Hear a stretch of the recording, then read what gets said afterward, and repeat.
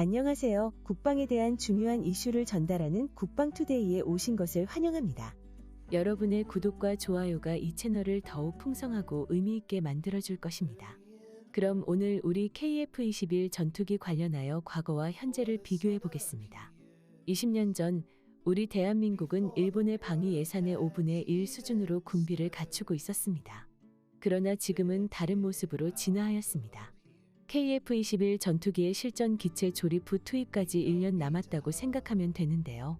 이는 우리의 국방력이 크게 향상되고 있음을 나타내는 중요한 시기입니다. 과거에는 한국이 일본과 군사력 분야에서 비교되지 않을 정도로 뒤처지고 있었으며 이에 따라 고개를 숙이곤 했습니다. 그러나 현재는 한국산 KF-21 전투기와 일본산 F-3 전투기의 개발 수준 차이를 보면 대한민국은 일본의 무기 기술력을 손쉽게 능가하는 정도로 강력해졌습니다. 이러한 변화는 우리의 군사 능력과 기술력이 한 단계 더 발전했음을 나타내는데요.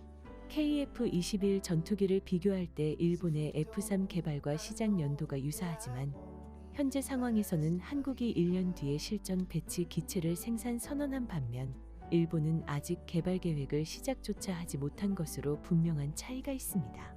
이로 인해 일본은 한국을 더욱 두려워하게 되었습니다.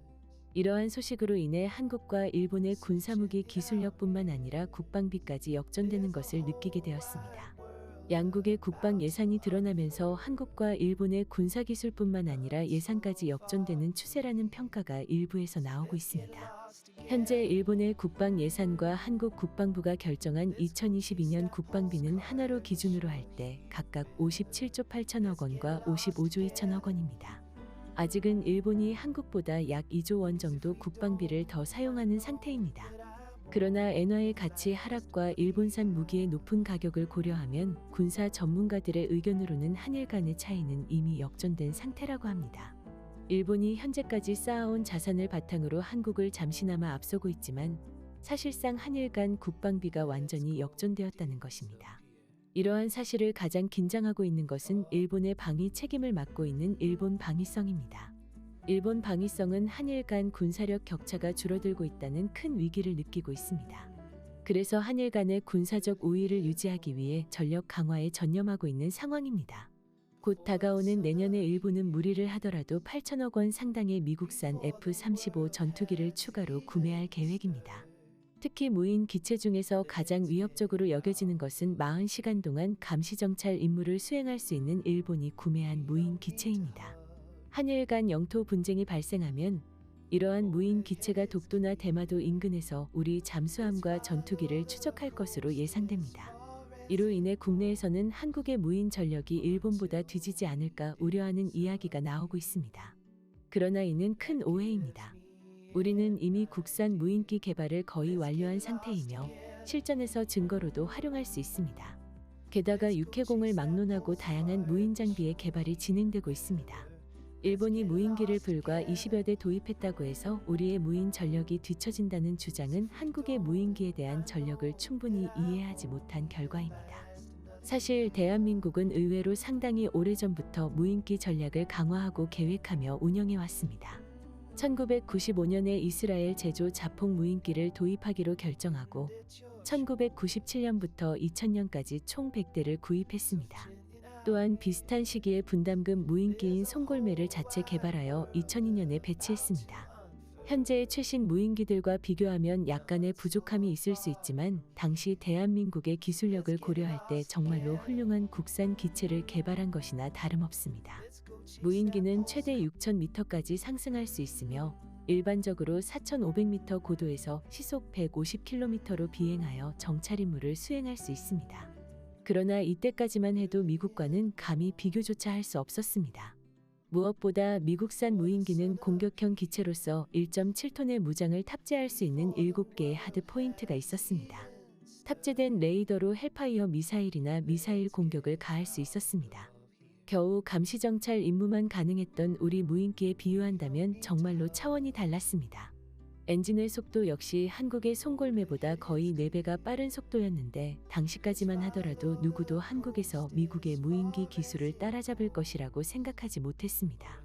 그러나 격차가 크다고 지레 겁먹고 포기해버리는 나라였다면 지금의 대한민국은 존재하지 않았을 것입니다. 우리 연구진은 넘을 수 없을 것 같은 격차에도 불구하고 무인기 개발에 끝없이 도전했습니다. 2000년대 초반부터 대한항공과 한국항공우주산업 등의 기업이 무인기 개발에 뛰어들었습니다. 2007년 대한항공은 미국의 무인기를 국산화한 무인기 개발에 성공하며 기술이 쌓이기 시작했습니다.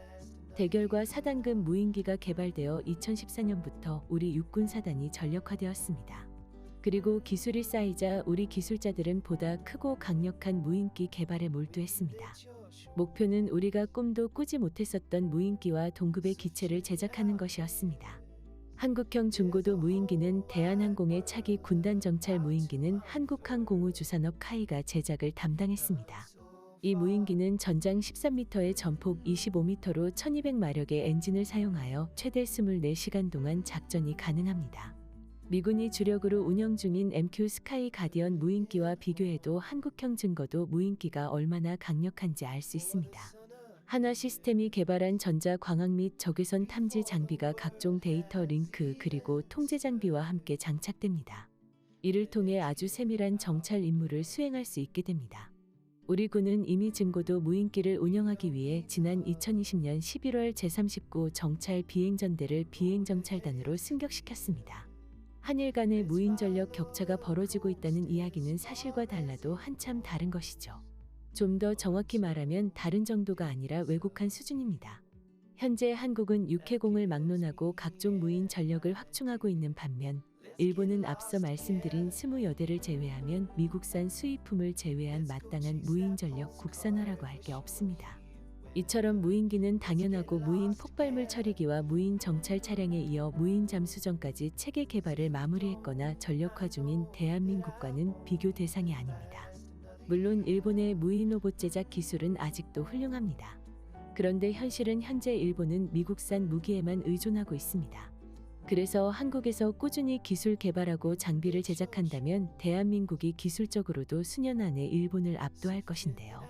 사실 이외에도 우리 군의 무인 전력은 상당히 강력합니다. 소총 드론과 무인 정찰 차량은 최근 과학화 훈련장에서 테스트를 진행 중이며 또한 수직 이착륙 회전과 수직 이착륙 고정익 드론이 육군사단과 특공대 등에서도 테스트 중입니다. 이들은 6개월 동안의 시범 운영에서 성능이 인정되면 정식 사업으로 추진될 예정입니다. 한국이 과거에는 미국의 군사 무기들을 보며 부러워했던 시절이 있었지만 이제는 대한민국 항공산업은 세계 어느 나라와도 견줄 만큼 성장했습니다. 한국의 무인 전력은 계속해서 발전하고 있으며 기술력과 성능이 높아지고 있습니다. 무인 드론과 무인 정찰 차량은 적응형 군사 전략에서 중요한 역할을 담당하고 있으며 정교한 훈련과 테스트를 통해 그 성능을 검증하고 개선하고 있습니다. 이러한 성장세는 국가 안보와 군사력 강화를 위한 노력으로 이어지고 있으며 한국의 무인 전력은 국제적으로도 주목받는 차세대 군사 전략의 핵심 요소로 자리매김하고 있습니다. 국내 기술자들의 역량과 열정이 더 나은 성과를 이끌어내길 응원하며 앞으로도 이 채널에 관심 있으신 분들은 구독과 좋아요 부탁드립니다. 앞으로도 여러분들께 가치 있는 시간을 만들어드리는 도움되는 영상으로 찾아뵙겠습니다. 감사합니다.